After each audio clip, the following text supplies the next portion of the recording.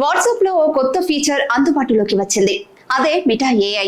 అయితే వాట్సాప్ ద్వారా ఇప్పుడు ఏ సమాచారాన్ని కావాలన్నా మిటా ఏఐ ద్వారా సెర్చ్ చేయవచ్చు.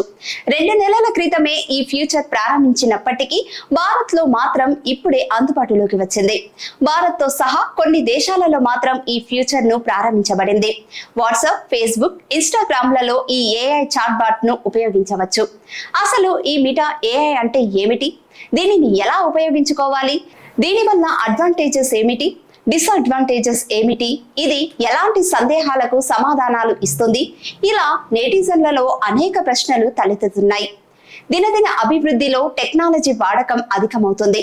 ప్రతి చిన్న సమాచారానికి కూడా టెక్నాలజీని ఉపయోగిస్తున్నాం. గూగుల్ ద్వారా ఎలాంటి సమాచారం కావాలన్నా పొందవచ్చు.